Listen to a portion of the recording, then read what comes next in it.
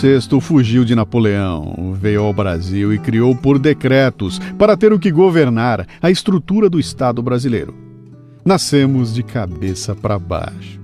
A nação deveria nascer antes e criar um Estado para gerenciá-la. Mas aqui, criamos o Estado, que até nossos dias tutela a sociedade e ainda hoje estamos construindo a nação. Vamos entender nação numa metáfora futebolística. O que é uma nação quando a referência é um time de futebol, hein? Fala-se de um grupo imenso de pessoas que torcem pelo mesmo objetivo de vitória. Usam simbolicamente a mesma camisa, defendem os mesmos valores e lutam conjuntamente em favor do melhor para o seu time.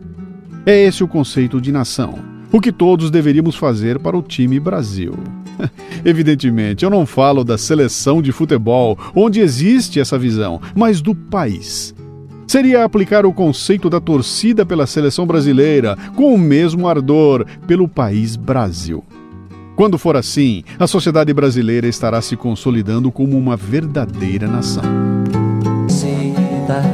Pois é, o Paulo Sabe trouxe um conceito interessante para nossa reflexão, o conceito de nação.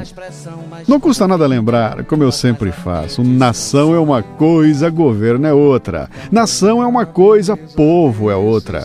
Nação é uma coisa, país é outra. Mas as pessoas costumam confundir tudo e dá no que dá.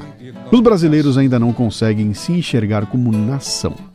Talvez precisemos de uma guerra para aprender. Ou, voltando à metáfora futebolística, precisamos da Copa do Mundo para conseguir a união em torno de um mesmo objetivo, não é mesmo? Pois é, mas veja bem, todo brasileiro quer um país melhor. Todo brasileiro quer o fim da fome. Todo mundo quer o amor distribuído em doses iguais. Todo mundo quer a natureza protegida e o ar e os rios limpos. Todo mundo quer as crianças sadias e educadas. Todo mundo quer saúde, dinheiro e felicidade. Então, se todo mundo quer o mesmo, por que não somos uma nação, hein?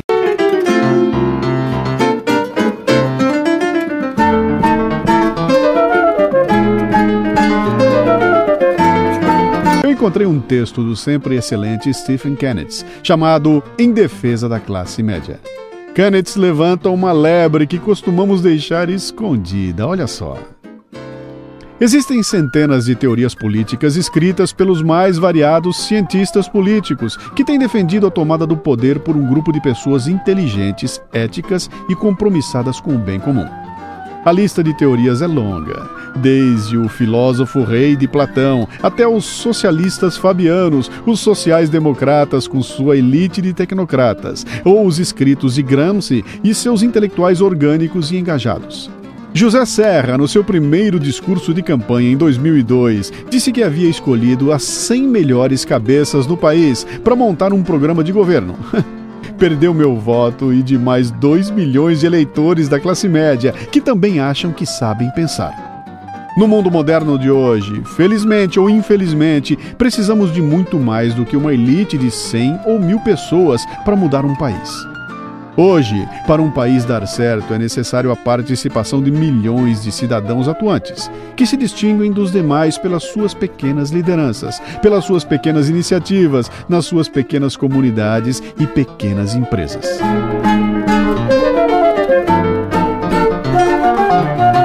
Essas pessoas são normalmente aquelas que mostram o caminho não pelas suas ideias, mas pelos seus exemplos.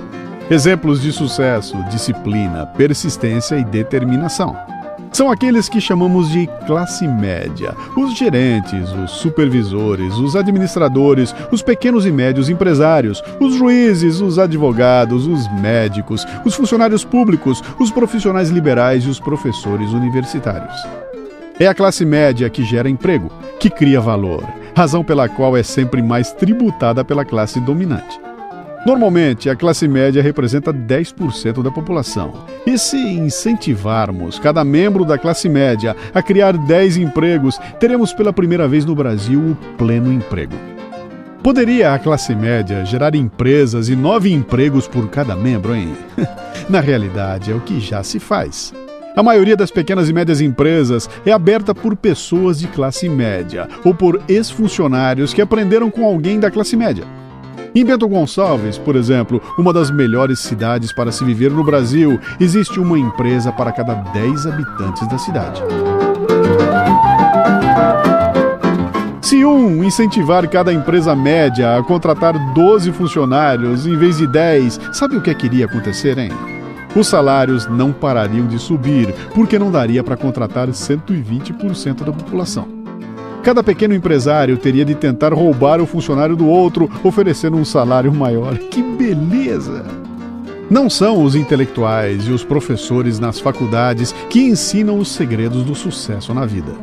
Quem ensina é a classe média, aos seus 10 a 50 funcionários, muitos dos quais acabam montando negócios concorrentes.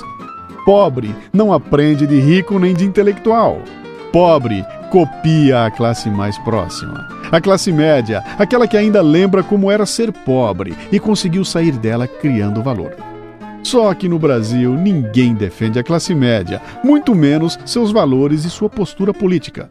Os ricos são naturalmente de direita, são conservadores, querem manter o status quo. A classe média não é de direita nem de esquerda, é de centro e liberal.